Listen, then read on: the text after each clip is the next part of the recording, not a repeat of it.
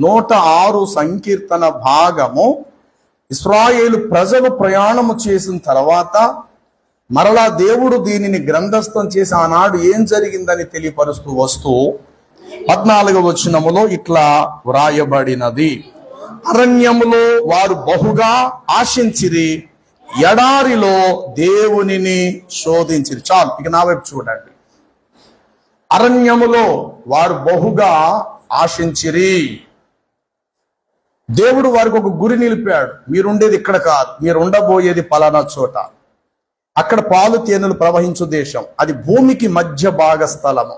అక్కడ నుండే నా నిబంధన, ప్రవక్తలు, నా రక్షణ సంకల్పం ప్రపంచం నలుమూలలకు విస్తరింప చేయటానికి సెంటర్ పాయింట్ గా, సెంటర్ భూభాగముగా నేను ఇజ్రాయేలు దేశమును నేను ఎన్నుకున్నా, లేకపోతే ఆ భూభాగాన్ని ఎన్నుకున్నాను. మీరెళ్ళి అక్కడ స్థిరపడండి. అక్కడ నుండి మీలో నుండి ప్రవక్తలను పుట్టిస్తాను, మీలో నుండి ధర్మశాస్త్రాన్ని మీకు రప్పిస్తాను, మీ నుండి విమోచనకర్త అయిన రక్షకుడు మీలో నుండి పుట్టుకొస్తాడు. ఇవన్నీ జరగాలి. నా ప్రణాళిక నెరవేరాలంటే ముందు ఈ బానిసత్వంలో నుండి మీరు బయటపడి నేను చూపించిన వాగ్దాన దేశానికి మీరు రావాలి. ఇది దేవుని ప్రణాళిక. అలాగే ప్రయాణం చేస్తున్న సమయంలో దేవుడు వారి మనసులో ఎదుట పెట్టినటువంటి ఉద్దేశాన్ని మర్చిపోయారు. ప్రయాణము చేస్తున్నటువంటి దారి మధ్యలో వారు బహుగా దేవుని దగ్గర ఆశించారట, చాలా ఆశించారు. మరి ఏమేమి ఆశించారో, ఎన్నెన్ని ఆశించారో. అయ్యో, దేవుడు మనల్ని వాడుకోబోతాడట, ఒక చోటికి మనల్ని తీసుకెళ్తున్నాడు తండ్రి చేయి పట్టుకొని మనల్ని, అక్కడ నుండి మనతో ఒక నిబంధన చేయబోతున్నాడట, ప్రపంచ మానవాళికి రక్షణ కల్పించబోతున్నాడట అన్న ఈ దృష్టి పూర్తిగా మర్చిపోయారు వీళ్ళు. మర్చిపోయి ఈ అరణ్యములో మాకు మాంసం దొరుకుతాదా, ఈ అరణ్యములో మాకు ఫలానాలు దొరుకుతాదా, నువ్వు పెట్టడానికి మాకు సమర్థుడువేనా, నువ్వు నిజంగా గొప్ప దేవుడు అయితే మాకు పూరేళ్లు రప్పించగలుగుతావా, మాంసం తిననట్లుగా నువ్వు మాకు చేయగలుగుతావా అని చెప్పేసి దేవుని ప్రణాళికను పూర్తిగా ప్రక్కన పెట్టేసేసేసి వీరు ఉద్దేశాలు దేవుడితో పంచుకోవటం జరుగుతూ చివరికి ఏం చేశారంటే వారు దేవుణ్ణి శోధించిరి అని వ్రాయబడినది. జాగ్రత్తగా వినండి. అపవాది శోధిస్తాడు. అపవాది మనుషులమైన మనల్ని శోధించచ్చేమో, కానీ మనుషులమైనటువంటి మనలను, మనుషులు సృష్టించిన దేవుణ్ణి ఎప్పుడు మనం శోధించవద్దు. కొన్ని సందర్భాల్లో దేవుడే మనలను శోధించబడటానికి కూడా దేవుడు అప్పగిస్తాడు. శోధన అంటే సంపూర్ణ అర్థం చెప్తున్నాను వినండి. శోధన అనేటువంటి మాటకు అర్థం ఏమిటి అని అంటే, నువ్వు ఆశించింది ఏదో జరగలేదని, దాని కొరకు నువ్వు 1000 కళ్ళతో ఎదురు చూస్తూ ఉన్నావని, తీరా అది జరగకపోయేసరికి నీ జీవితాన్ని నిరాశపరిచి ఇక ఇంతే కదా, కావలసినటువంటి చావును అతివేగముగా తొందరగా నువ్వు కోరుకోవటమే శోధనలో ప్రథమ లక్షణం, ప్రథమ ఉద్దేశం. అది శోధించబడుటంటే ఒక వ్యక్తి ఉరి తీసుకొని చచ్చిపోవటమో, దీనిని స్టైల్గా చూస్తూ భవిష్యత్తులో ఇలాగ ఇంకొకడు ఇలా లైన్ గా రాబోయే కాలంలో, ప్రియులారా నేను ఈ రోజు చెప్తున్న మాట మీ మదిలో పెట్టుకోండి. రాబోయే రోజుల్లో వారు చేసే పెద్ద పెద్ద ప్రోగ్రామ్స్ కి లక్షల కొలది లైక్స్ కొడితే గనక, కామెంట్స్ రూపంలో చెప్తే గనక, డైరెక్ట్ ఈ రోజు చావు విషయం వారు డైరెక్ట్ గా తెచ్చుకుంటున్నారు. ఈ రోజు సమస్యలు ఎవరికి రావని నేను అనను, ఎవరికి ఉండే సమస్యలు వాళ్ళకు ఉంటాయి. అది పెద్ద సమస్య అయినా చిన్న సమస్య అనే దాంట్లోని చాలా బాధాకరమైనది.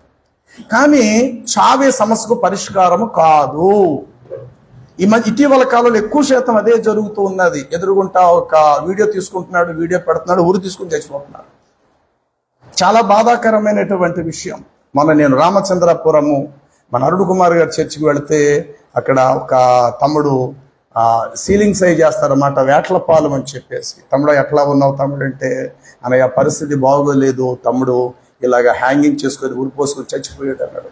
గతసారి నేను మీటింగ్స్కి వెళ్ళినప్పుడు ఆ తమ్ముడు ఆ ఇంట్లో భోజనం పెట్టి చాలా మంచి పరిచయం చేశాడు. ఆ ఉదయం మొదలుకొని రాత్రి వరకు తిరిగి మీటింగ్ అయ్యి తిరిగి వచ్చేంత వరకు కూడా నాతో పాటే ఉన్నాడు ఆ తమ్ముడు. అదేంటి తమ్ముడు అలా జరగడం ఏంటంటే, ఇంట్లో సమస్యలు అన్నయ్యా, ఒకసారి తమ్ముడిని చూడని అంటే లైవ్ తీసుకున్నాడని ఆ ఫోటో మీకు చూపిస్తాను చూడండి అని చెప్పి ఆ ఇంట్లోనే చూపించాడు. ఇలా ఎదురుగుంటా పెట్టుకొని ఆ యొక్క చున్నీ సారీ ఏదో వేసుకున్నాడు, ఊరు పోసుకొని చచ్చిపోయాడు. ఇటీవల కాలంలో ఇలాంటి పరిస్థితులు చాలా ఎక్కువ వస్తూ ఉన్నాయి. ఎవడో పెద్ద మంచు కొండ మించి కిందకు దూకేస్తే అదే పెద్ద గొప్ప అనుకుంటే, దానికి 1,00,000 మంది లైక్స్ కొడితే లేకపోతే ఇది గొప్ప అనుకుంటే, ఇప్పుడు డైరెక్టర్ చావును ఎదుర్కొంటే పెడితే ప్రపంచం నా కోసం ఏమనుకుంటుంది అన్న పరిస్థితి కూడా ఈరోజు ప్రజలు దిగజారిపోతున్నారు. శోధించబడుట అనే మాటకు అర్థం ఏమిటి అని అంటే, నువ్వు అనుకున్నది జరగలేదు కాబట్టి నేను ఉండకూడదు అని నిన్ను చావుకు అతి దగ్గరగా తీసుకొని వెళ్ళే దానినే శోధించుట అనే మాటకు అర్థం.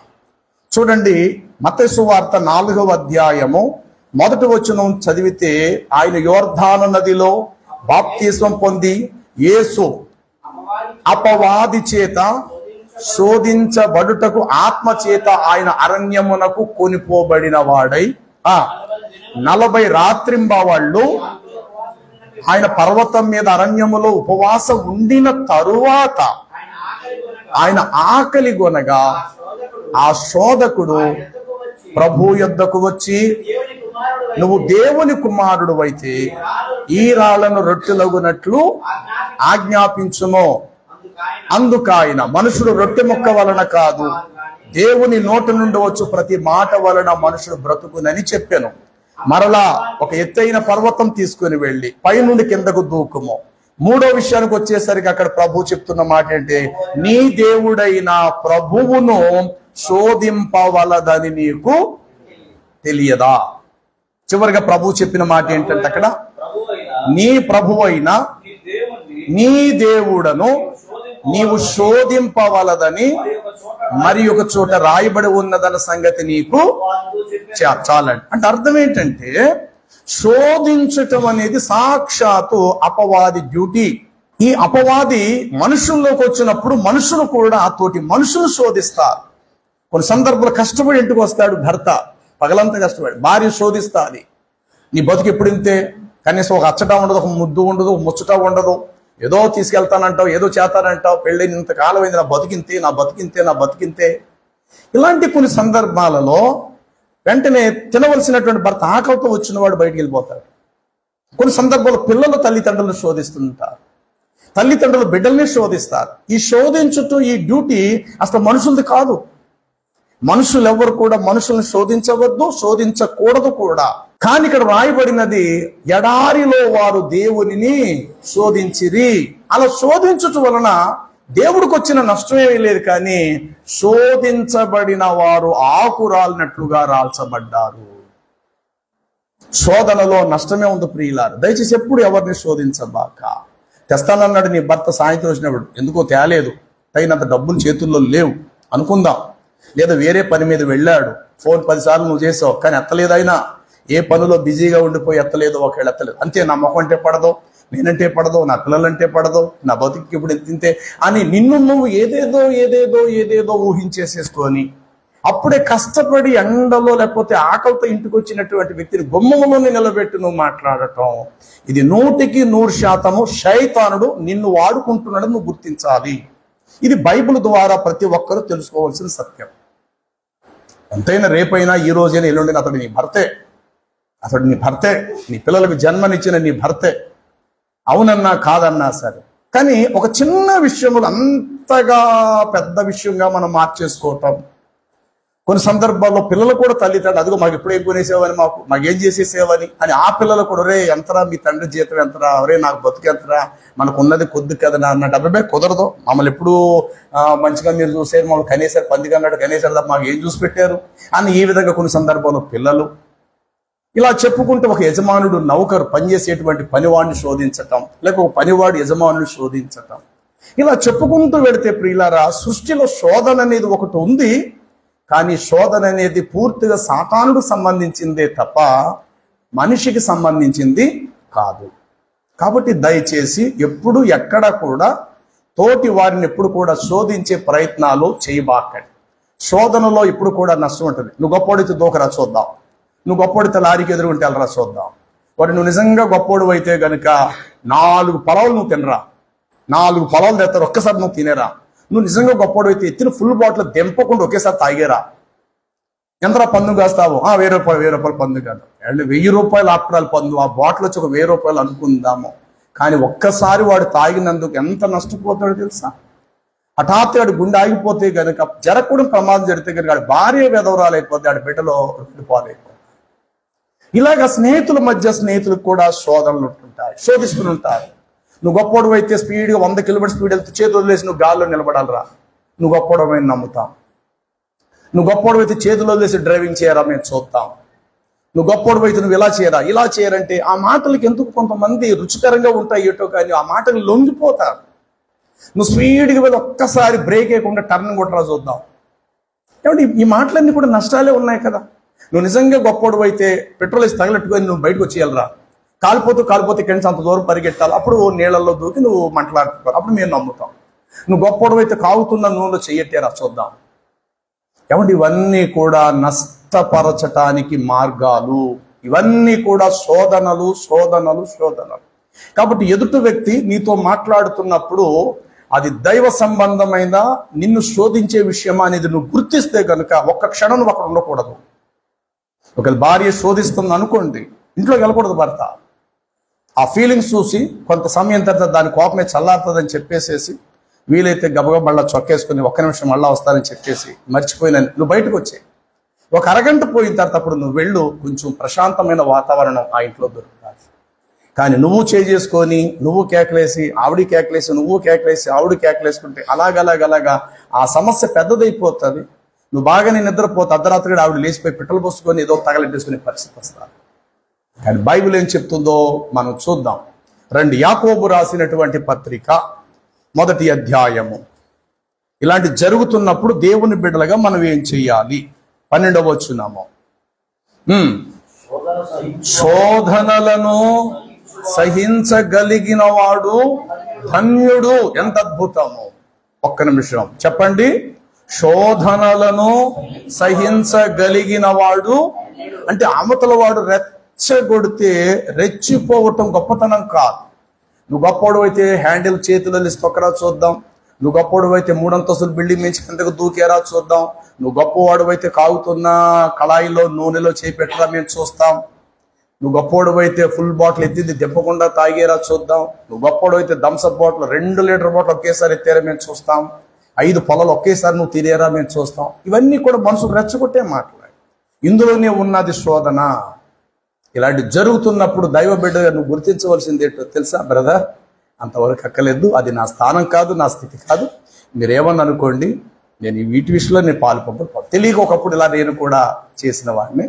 కానీ ప్రభువుని నమ్మాను. ఇలాంటి గొప్పతనాలకి పట్టింపులకు పట్టుదలలకు ప్రెస్టేజ్గా పోయేటువంటి వ్యక్తిని నేను ఇప్పుడైతే కాదు అని చెప్పేసేసేసి నిన్ను నువ్వు సమర్థించుకుంటూ నీ ప్రాణమును సముదాయించుకుంటూ నిన్ను నువ్వు అణచుకుంటూ నిన్ను నువ్వు తగ్గించుకుంటూ నిన్ను నువ్వు అణచుకుంటూ నువ్వు ఉండాలి. కానీ నువ్వు బ్రతుకుండాలే కానీ నువ్వైనా నేనైనా మరణించే వరకు మన జీవితంలో శోధనలు ఎదురవుతూనే ఉంటాయి. మరణించే వరకు నండి శోధనలు అలా ఎదురవుతుంటే ఒక సమస్య క్లియర్ అయితే ఇంకో సమస్య వచ్చి కూర్చుంటుంది.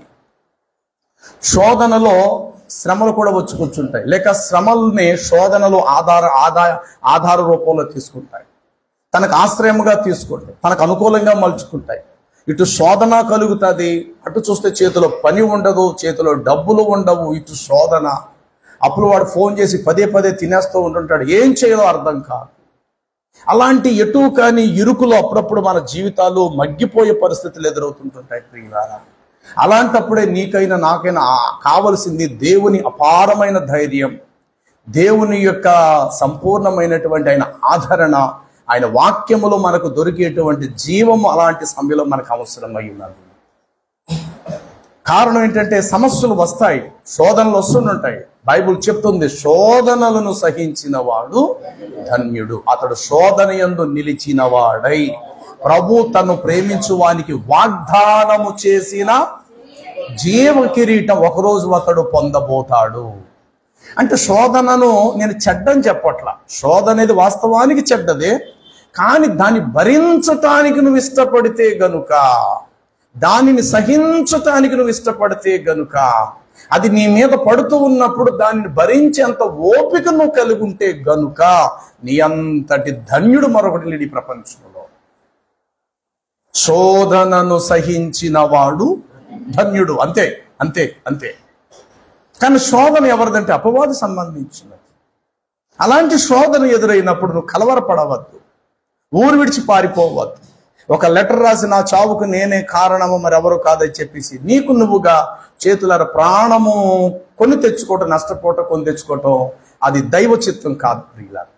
ఎందుకంటే మనం పుట్టడం మన చేతుల్లో లేనప్పుడు మనం చనిపోవటం కూడా మన చేతుల్లో వారి ద్వారా మనం చేసుకునే హక్కు మనకు లేదు.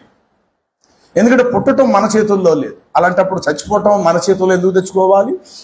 దేవుడు నిర్ణయించే తుది శ్వాస వరకు, తుది గడియ వరకు కూడా ఆయన కొరకు కనిపెట్టుకున్నవాడు ధన్యుడు. బైబిల్ చెప్తుంది, యెహోవా కొరకు సహనముతో నేను కనిపెట్టుకుంటాను అని పరిశుద్ధ బైబిల్ గ్రంథములో వ్రాయబడింది. యెహోవా కొరకు నేను సహనముతో కనిపెట్టు అంటే సహనం అవసరం, దీర్ఘశాంతం అవసరం, ఆశా నిగ్రహం అవసరం, నిలకడ అవసరము, నిలదొక్కుకోవడం అవసరం. జీవిత యాత్రలు ఇవన్నీ ఎదురవుతుంటాయి ప్రియులారా.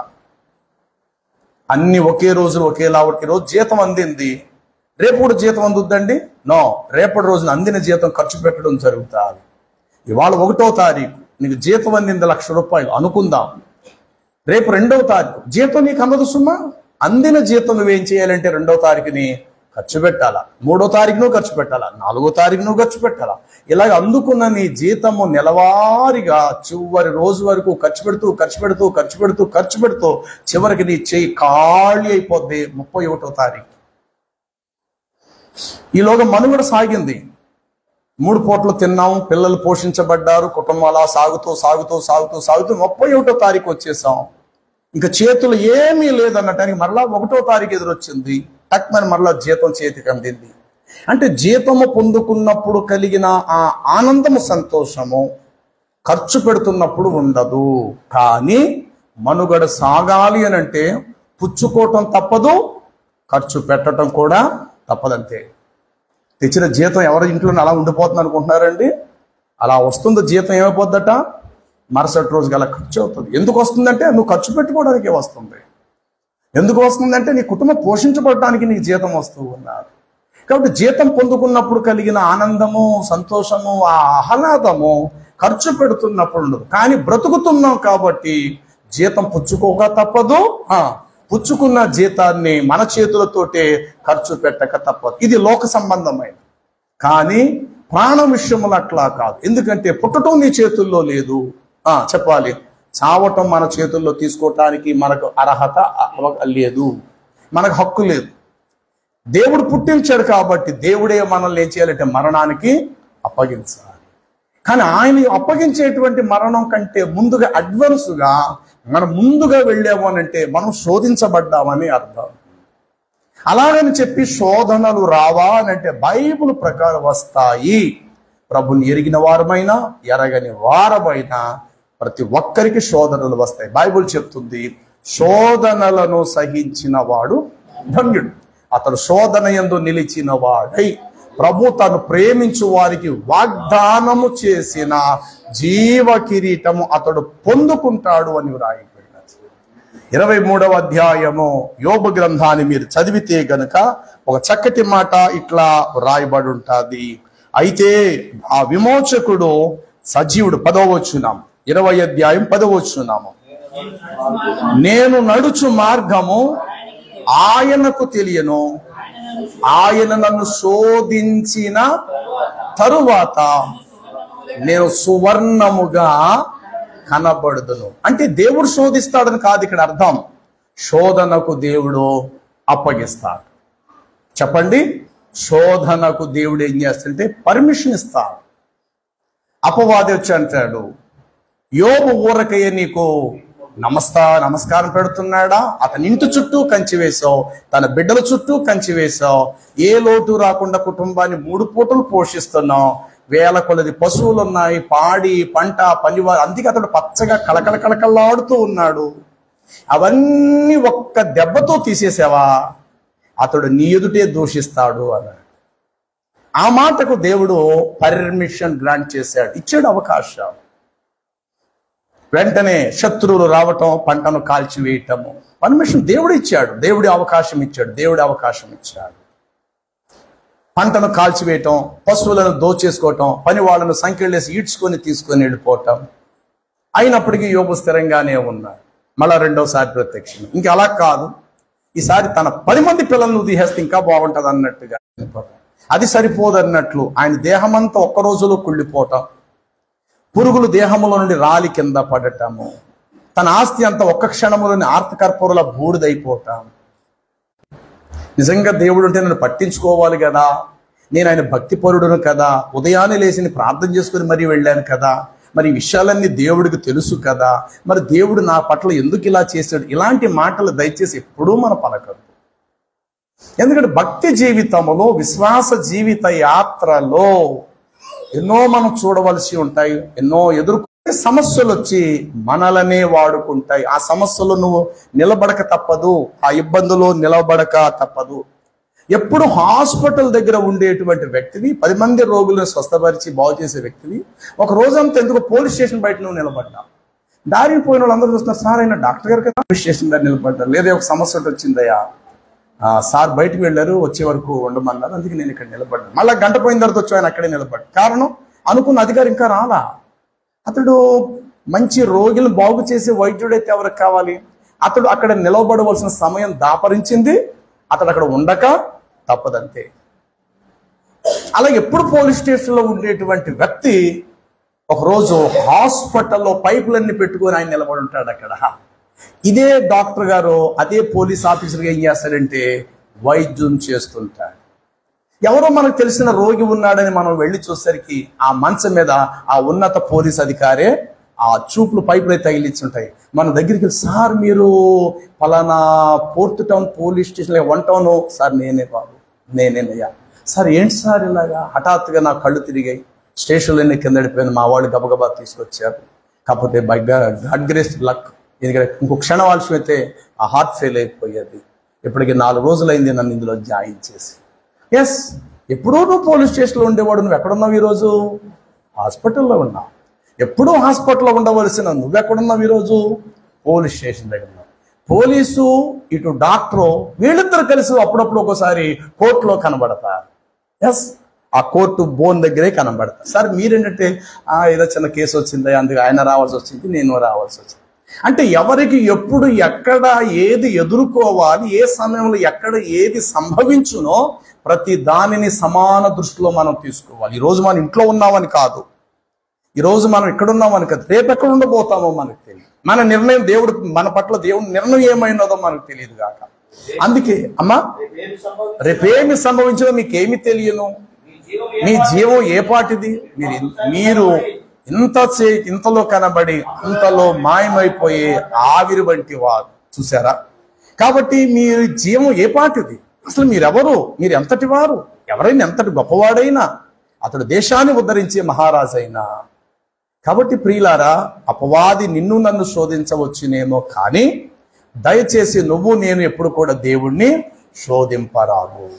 కాబట్టి ఈ వాక్యం విన్న నా ప్రియమైనటువంటి దేవుని బిడ్డలారా, వారు ఎడారిలో, ఆ మాట చదువు చూడ 106వ కీర్తన, వారు ఎడారిలో దేవునిని శోధించిరి. 14వ వచనం, అరణ్యములో వారు యెహోవా వారు బహుగా ఆశించిరి, ఎడారిలో వారు దేవుణ్ణి శోధించిరి. చెప్పండి, చూడండి 78వ కీర్తన, చూడండి 78వ కీర్తన 41వ వచనము, 40 మాటి మాటికి. తర్వాత 18వ వచనము, వారు ఆశ కొలది 56వ వచనము, 56వ వచనము, అయినను వారు మహోన్నతుడైన దేవుణ్ణి శోధించి తిరుగుబాటు, చాలంతే చాలు. ఇవన్నీ విషయాల్లో కూడా ఏం కనబడుతుందంటే, ఇక్కడ సాతానుడు కాదు శోధించేది. ఎవరు శోధిస్తారటండి? మనుషులే దేవుణ్ణి ఏం చేశారట? దయచేసి ఆ స్థాయికి మనం వెళ్ళద్దు. విన్న వాక్యాలను జాగ్రత్తగా మీ హృదయంలో భద్రపరుచుకునండి. అవునా ప్రభువా, నీ వాక్యానుసారంగా ఇలా జీవిస్తే నా ప్రాణానికి నెమ్మది కలుగుతుంది, ప్రశాంతతను పొందుతాను, ఉన్న కొంచెములోనైనా సురక్షితంగా మేము ఉండగలుగుతాం ప్రభా. గొప్ప వాటికి వెళ్ళిపోయి అప్పులు పాలైపోయి లేని వాటికి గొప్ప గొప్పలుగా మేము వెళ్ళిపోవద్దు. చిన్నదైన కొంచెంలో తృప్తిగా ఉండే ఆ ప్రశాంతమైన మనస్సు మాకు ఇయ్యండి ప్రభువా అనంటూ దయచేసి దేవుని యొద్ద మీరు విజ్ఞాపన చేసుకోనండి. ప్రభు దగ్గర ప్రాతిపడండి. శోధన ఎప్పుడైనా ఎదురైనప్పుడు ప్రభువు యొక్క బలాన్ని మీరు చూడండి. ఆయన ఎలా సహించినారో సహించగలిగిన భక్తులను మీరు చూడండి. దాని మీ హృదయాల్లో నెమరు వేసుకుంటూ మీరు అడుగులు ముందుకేస్తే బాగుంటుంది. ఇప్పుడు దేవుడు ఈ స్థితిలో ఉంచాడు, ఆ స్థితిలో ఉండి అబ్బాబే లేదు దీని మీద ఇంకా ఇలాగి వెళ్ళిపోవాలనుకుంటున్నానంటే పైనుండి మనం పడిపోయే పరిస్థితి ఎదురవుతా. ఒకరోజు దేవుడు హెచ్చించాడు, ఒక స్థాయికి తెచ్చాడు కదా, అక్కడితో స్టాప్ అయిపో. లేదండి దీని మించి ఇలాగి వెళ్ళిపోయి నేను అమెరికా ప్రెసిడెంట్ అయిపోవాలనుకుంటున్నాను నేనంటే, ఎక్కడ పల్లెటూరులో పిడకల ముక్కునే మనం ఎక్కడ అమెరికా అధ్యక్షుడిని అయిపోవాలనుకుంటున్నానంటే ఎలా కుదురుద్ది? కాబట్టి ఆకాశానికి ఎప్పుడు కూడా నిచ్చెన వేయొద్దు, గాలిలో పేక మేడలు కట్టవద్దు, కూలిపో.